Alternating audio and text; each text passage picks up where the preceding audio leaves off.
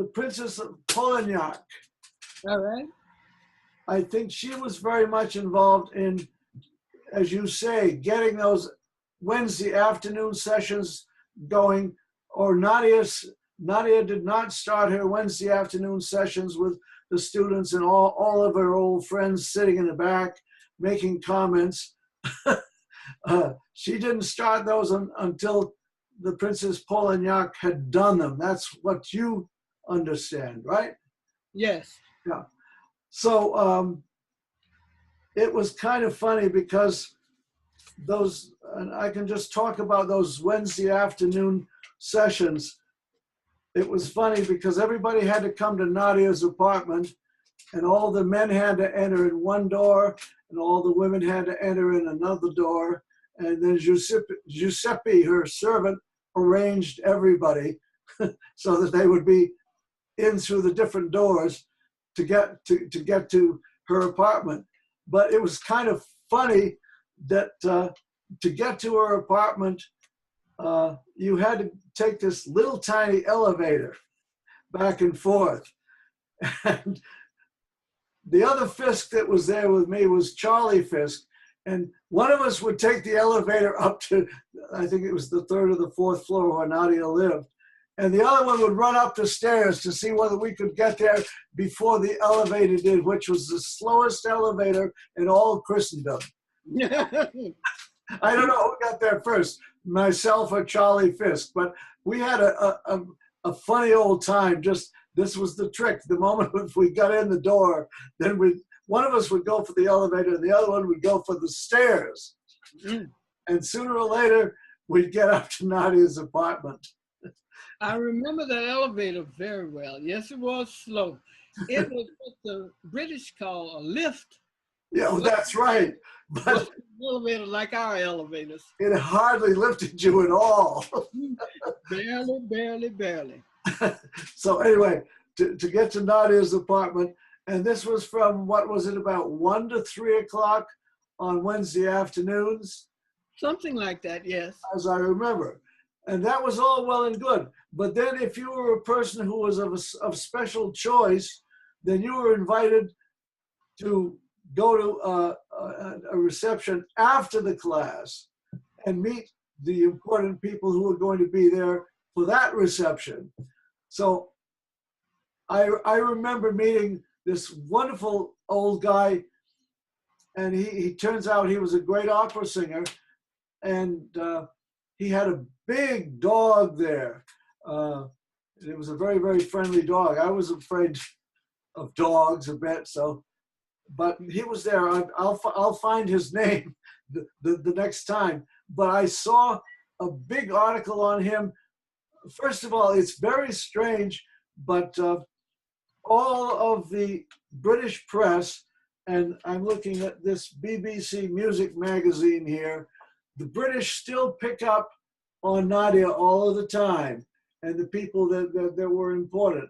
And about every month they'll mention Nadia one way or another. Even to this day, the Brits are still interested in Nadia Boulanger's memory, much more so than I think they are in the United States. Pascal Roger, right? He was in the Marguerite Long contest, and he would brag about the fact that he didn't practice. And in the Marguerite Long contest, I heard it on the radio, they gave him the prize and the Russians rebelled. And they scraped their feet on the floor and hiss, and they went off and they stayed away from that for years. But that was the fellow who was in it. Another person that she had, I don't think he came after the Wednesday class. I think he came on a night that only he was there. And I was invited, and there was one other person invited. He was Marc Chagall, the painter. Oh, Marc Chagall. Yes, she was a good friend of Marc Chagall. Yes, she had a collection of people like that. And usually they had Russian backgrounds, and she said, we must get together because we're getting old, and we don't know when we'll never see each other again. Some of the other students saw Arthur Rubinstein. I didn't meet him, but they told me about it. Those were the people who would gather around her.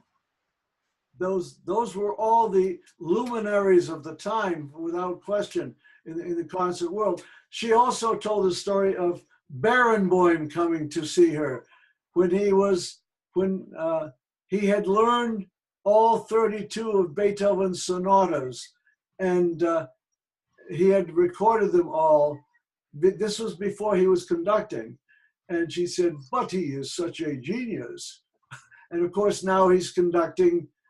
He went from, I think he was around the Chicago Symphony for some time, but he has this orchestra in East Germany now, which is giving competition to the Berlin Philharmonic. Well, now here's what she told me about him. Oh. She told me about his learning the 32 sonatas and recording them. She said, but you know, he needed to have studied more. I believe he studied with her. I'm not sure what it was that he needed to know, because to me in music, you never stop learning. Yeah, she also told me, but you know, I remember Seiji Ozawa coming to visit me here, and he brought his mother with him. Well, Seiji Ozawa, of course, at this point, he's back in Japan, and he's been very sick for years, and he occasionally conducts a concert.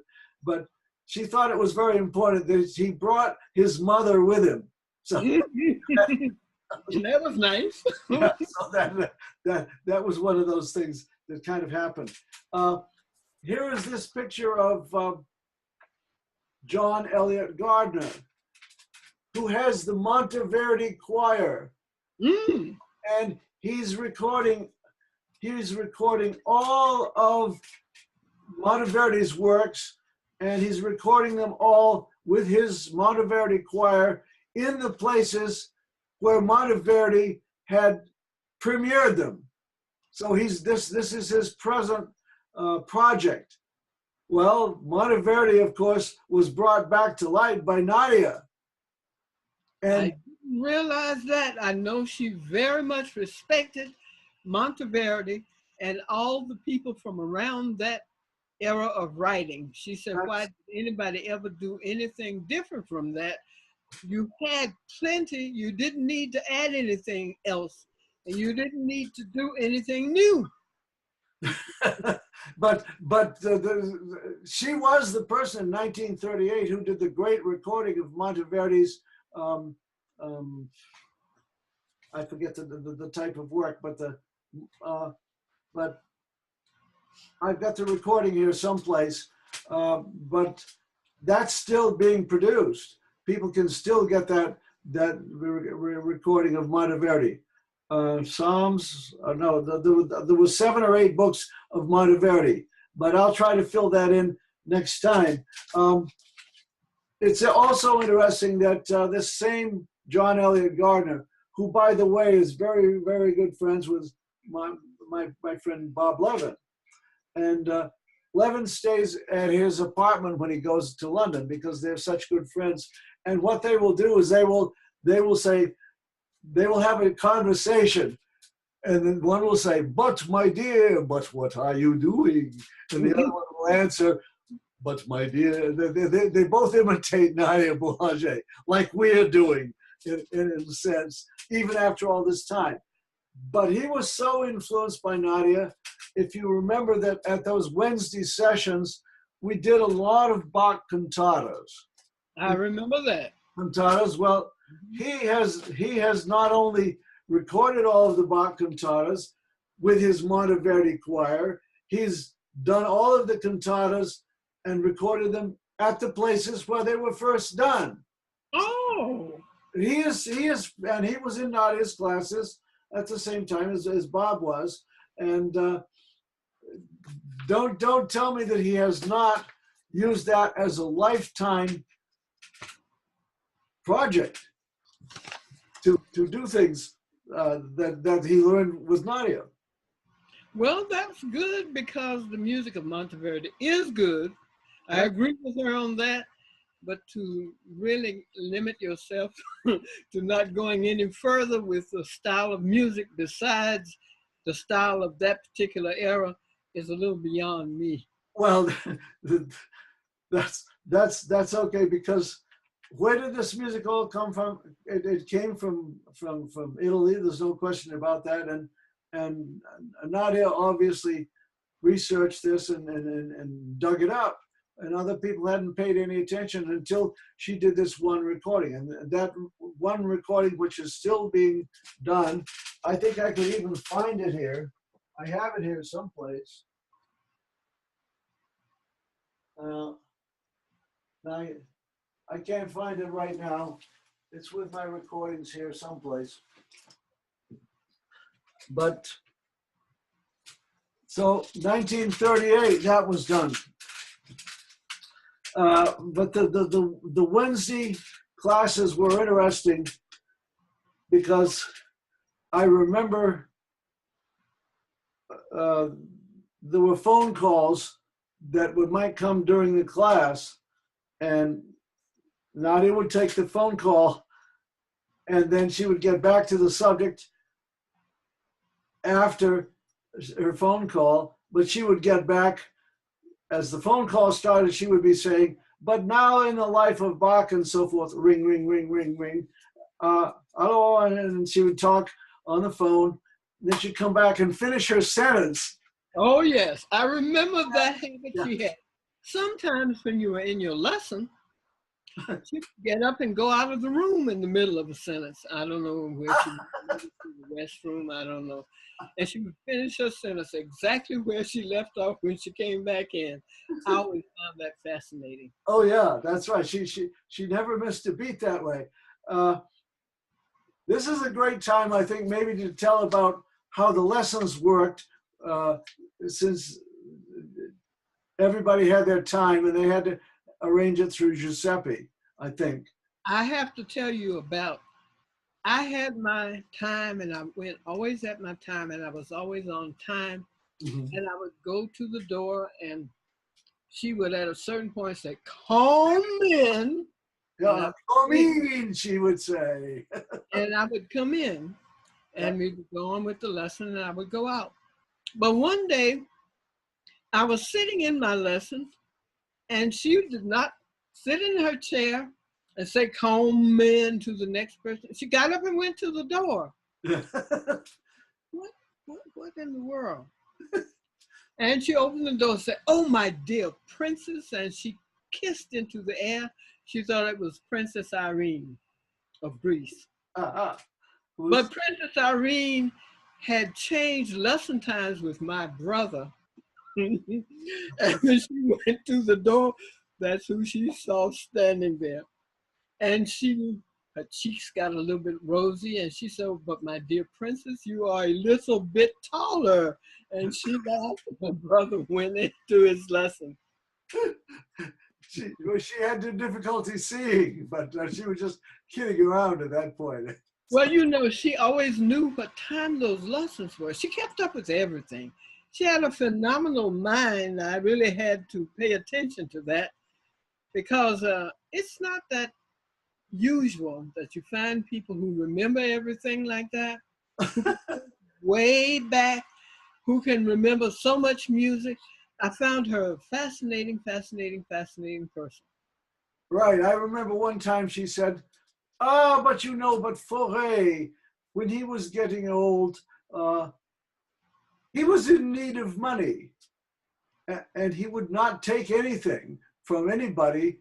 And suddenly, I think a concert had to be given and there were proceeds from the concert and somehow he accepted that. But she said he had said to me that he would never accept such a thing. But she was always telling stories about characters who would show up. She said, but you know, but she didn't like Rachmaninoff because I believe when she went to Russia and he would not get her an apartment that had a good tub, I was told. So well, you know, she was very connected to Russia. I know, but Rachmaninoff particularly, she didn't like his music. She said, but my dear, but it is rather cheap. Oh, yes, music of the brasserie. But I have to tell you this about the Russians.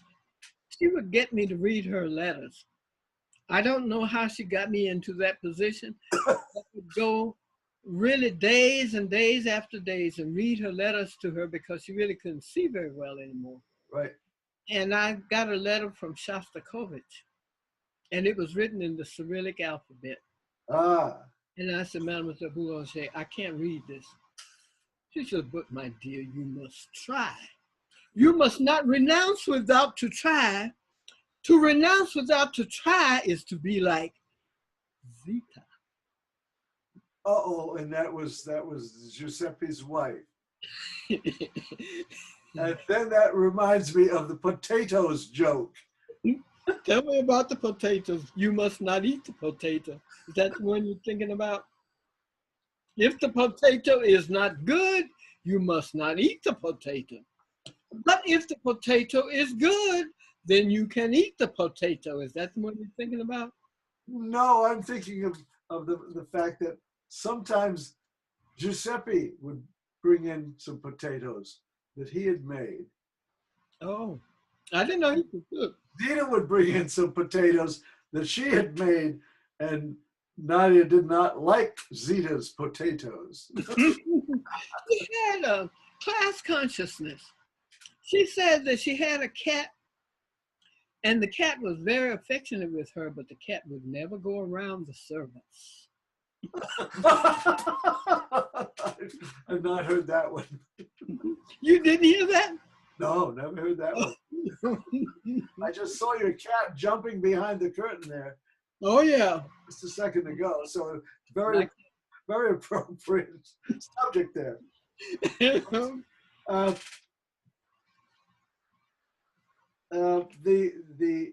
Let's see, that pretty much covers what happened on Wednesday afternoons. As you say, a lot of it was Princess Polignac, and Nadia's pretty much had gotten the idea from her. It was so funny because all of these old ladies that would be at the proceedings every Wednesday were all of her friends and supporters and so forth, and head of the Lily Boulanger Foundation, so forth. And they'd get talking.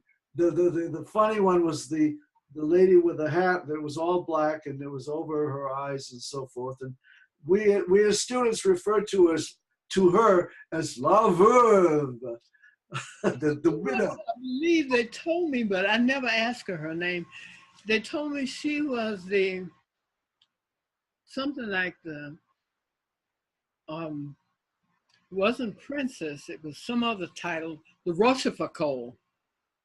Uh-huh. So Oh, I don't know. Yeah, that's bankers. That's bankers in Paris. No, not the bankers now. The bankers were the Rothschild. Oh, and I got Rothschild. connected to them through her too. But the Rochefocaulds, I don't know what their claim to fame was, but they had titles. I do know that. So she was a Duchesse de Rochefoucauld or something like that. Duchess of something. Mm-hmm. And of course, when we were there, Princess Irene of Greece was the resident. Oh, yes. And when Princess Irene got her connected with the Queen of Greece, who was, those people were ousted, and she was walking around all excited at Fontainebleau. And she says, the Queen is coming. Oh, that's the mother of the King of Greece. That's right. Because the King of Greece was Princess Irene's brother, wasn't he? Brother, yeah, they were all ousted. And the brother married Princess Anne of Denmark. And Princess Irene, as far as I know, didn't get married. And the sister was Sophia. She married the King of Spain. And so Princess Irene went to Spain to live. Mm-hmm. So they had all these very, very fancy people. And here I am, just a poor, humble American. It didn't mean a hill of beans to me. I didn't care who they were.